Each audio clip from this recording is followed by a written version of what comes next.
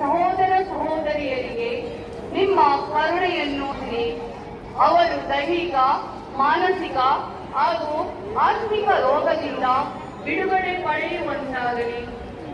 ಜೀವನದಲ್ಲಿ ಅನುಭವಿಸುತ್ತಿರುವ ಕಾರ್ಪಣ್ಯಗಳನ್ನು ನಿಮ್ಮ ಮಹಿಮೆಗಾಗಿ ಪ್ರೀತಿಯಿಂದ ಸ್ವೀಕರಿಸಲು ಹಾಗೂ ನಿಮ್ಮ ಆಶ್ರಯದೆಡೆಗೆ ಧಾವಿಸಲು ಅವರಿಗೆ ಕೃಪೆಯನ್ನು ಲಭಿಸಿರೆಂದು ಪ್ರಾರ್ಥಿಸುತ್ತೇವೆ. ನಾವೆಲ್ಲರೂ ನೀವೇ ವಾಗ್ದಾನ ಮಾಡಿದ ನಾಡಿಗೆ ಧಾವಿಸುವ ಯಾತ್ರಿಕರೆಂದು ಅರಿತು ನಮ್ಮ ಈ ಭೂಲೋಕದ ಜೀವನದಲ್ಲಿ ಉತ್ತಮ ನಡೆನುಡಿಯ ಮೂಲಕ, ಅಂತೆಯೇ ದೀನದಲಿತರ ಬಡಬಗ್ಗರ ಸೇವೆಯ ಮೂಲಕ ನೀವು ನಮಗೆ ವಾಗ್ದಾನ ಮಾಡಿದ ವರಗಳನ್ನು ಪಡೆಯಲು ಸರ್ವ ರೀತಿಯಲ್ಲಿ ಸಿದ್ಧರಾಗಿ ಐಕ್ಯತೆ, ಅನ್ಯೋನ್ಯತೆಯಿಂದ ಬಾಳಲು ಕೃಪೆ ನೀಡಿರೆಂದು ಪ್ರಾರ್ಥಿಸುತ್ತೇವೆ.